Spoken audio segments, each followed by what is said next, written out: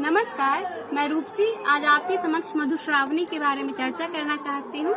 हालांकि जे मिथिला क्षेत्र से हेता उनका आई पावन के बारे में बुझल हेतन, लेकिन जो अलग अलग क्षेत्रों से आते हैं उनके साथ में यह मिथिला का पर्व जो बहुचर्चित और बहु प्रचलित है, इसके बारे में जानकारियां साझा करना चाहती हूँ।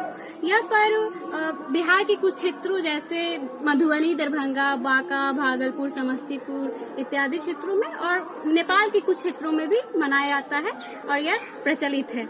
यह पर्व खासकर नवविवाहिताएं मनाती हैं। अपने शादी के बाद जो पहला सावन आता है उसमें शुक्ल पक्ष की तृतीया तिथि से मनाना शुरू करती हैं।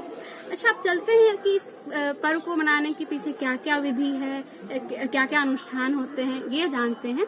तो मान्यता यह है कि नवविवाहिता अपने पति की दीर्घायु होने और दाम्पत्य जीवन सुखी पूर्वक बीते, इसलिए यह मनाती है। यह पर्व 14 दिनों तक चलता है और इसमें जो नवविवाहिताएं होती हैं वह बिना नमक का भोजन ग्रहण करती है और खासकर वो अपने मायके में रहती है।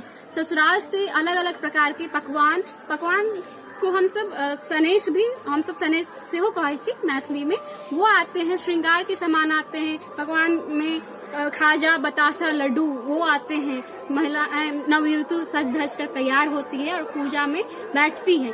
इस पूजा का एक महत्ता है कि इसमें महिला पुरोहित ही पूजा करवाती है, इसमें पुरुष पुरोहित नहीं होते हैं। मिट्टी और गोबर से बने हुए विषहारा, जिसे हम नाग कहते हैं, और गौरी और शंकर की पूजा की जाती है। उसके दौरान अर्पण बनाया जाता है। अर्पण हम सब मैथिली में कहे छी, अर्पण तो रंगोली कहा जाता है, वह बनाया जाता है। और महिला पुरोहित जो होती हैं वह शिव और गौरी के गृह जीवन से संबंधित अनेक तरह की गाथाएं सुनाती है नवविवाहिता को, और इससे सीख मिलती है कि ताकि वो अपने आगामी जीवन में अपने पति के साथ बराबरी तरीके से अपना दाम्पत्य जीवन बेहतर बनाए।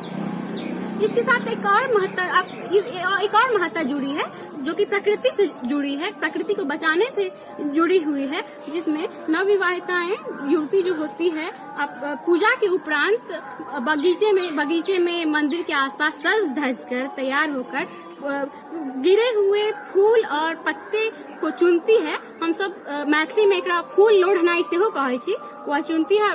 यह मान्यता है कि बासी पुष्पों से ही, बासी पत्तों से ही नाग देवता की अगले रोज पूजा की जाती है।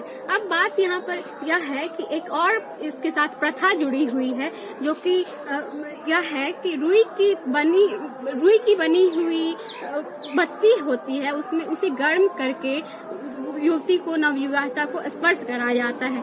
मान्यता यह है कि इसमें उनके सहनशीलता को नापा जाता है, लेकिन मेरे हिसाब से यह बिल्कुल भी तर्क संगत नहीं है और बिल्कुल भी वाजिब नहीं है। इसलिए यह कुप्रथा खत्म होनी चाहिए। और भले ही मैंने अंततः मेरा यही कहना है कि भले ही मैंने इस कुरीति पर चर्चा की है, इस त्योहार को मनाने की भावना जो है बहुत ही सुंदर है, और मिथिला का प्रत्येक त्योहार, विधि विधान भी ऐसी ही सुंदर भावनाओं से जुड़ी है, भावनाओं पर टिका है। तो आपसे आग्रह है कि हम आगे और अपने पर्व और त्योहार के बारे में आपसे अपनी जानकारी साझा करते रहेंगे। तब तक जुड़े रहे हमारे मैथिली आकांक्षा मंच।